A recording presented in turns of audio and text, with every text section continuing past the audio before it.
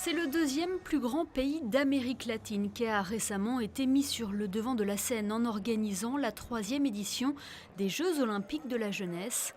Un pays qui, depuis avril dernier, fait face à une crise économique majeure. Les derniers chiffres en date montrent que plus de 27% de la population vit sous le seuil de pauvreté. Une dure réalité qui touche l'association Monaco-Argentine. Cette entité, fondée en 2006 par les époux Rubinelli, se veut être un pont entre les deux pays. Nous, on suit les objectifs des Nations Unies. Donc ça, je pense que c'est très important de suivre une trace. En Argentine, on a des projets ambitieux, des projets de terrain comme on a pu voir avec Aldea.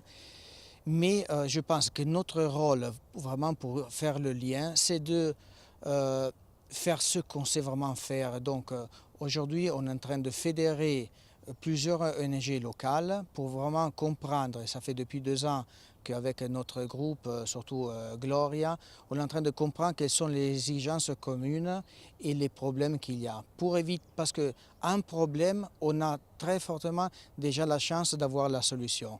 Donc on ne veut pas répliquer l'effort pour résoudre des choses qu'éventuellement on peut faire. Aujourd'hui, l'association est composée de 6 membres actifs, de bénévoles qui œuvrent à Monaco et en Argentine pour soutenir les populations les plus vulnérables.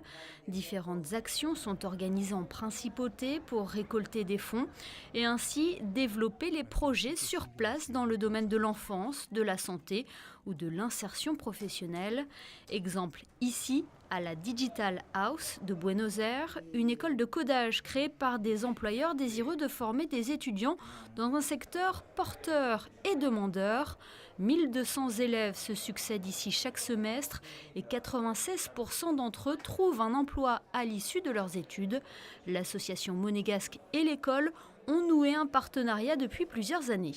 AMA, Association Monaco-Argentine, est une des organisations qui bénéficient de notre programme. À travers celui-ci, elle bénéficie des cours d'informatique de la Digital House et de nos locaux. Nous avons des outils numériques qui aident les bénéficiaires à développer leurs projets et leurs objectifs. C'est très important pour nous de pouvoir compter sur l'association car on aide ponctuellement une organisation qui a une aura internationale et qui est proche de nos élèves. Une association que l'on considère comme chez elle.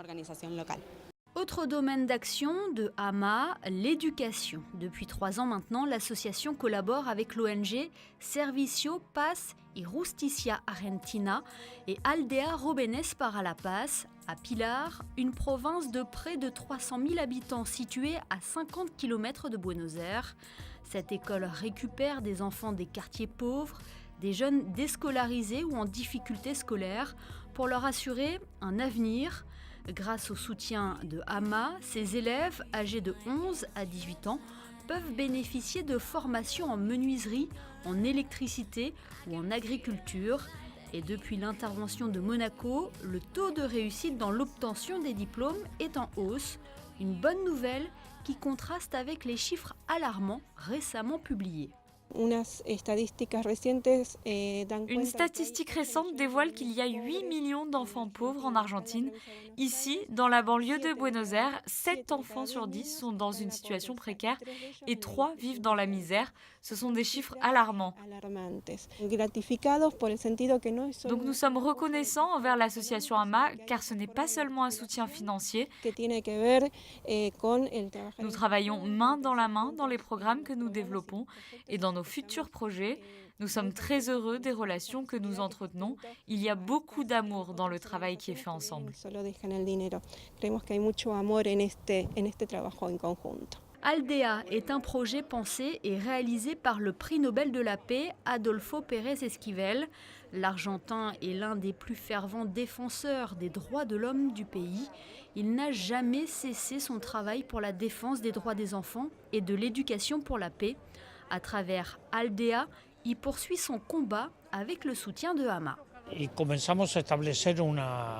Nous avons commencé à établir des relations de coopération avec Aldea et AMA il y a 4 ans. Une coopération de solidarité, d'amitié. Je tiens à le préciser car c'est important de nous unir pour avancer ensemble. La relation entre Aldea, Serpage et AMA s'est renforcée cette année avec l'organisation d'ateliers sur la prévention, la détection et la réduction du stress auprès de formateurs qui sont amenés à travailler avec des personnes en situation de vulnérabilité. Un programme appuyé par la direction de la coopération internationale de Monaco et qui soulève les coulisses du travail solidaire. Ici, nous sommes en train de développer un projet spécial en relation avec le stress. Nous collaborons et soutenons les ONG qui nous aident dans le travail qu'il se fait directement avec la personne qui est en souffrance majeure et en carence. Combler les disparités pour regarder vers l'avenir, c'est avec cette phrase en tête que l'association monégasque soutient plusieurs projets en Argentine. Elle est régulièrement en contact avec ses partenaires locaux qui travaillent directement sur site et se rend souvent en Amérique latine pour constater l'avancée des projets dans lesquels elle intervient. Lors de son dernier déplacement en octobre dernier, l'association monégasque a noué de nouveaux partenariats, notamment avec Haciendo Camino, une association qui lutte contre la malnutrition des enfants dans le nord de l'Argentine.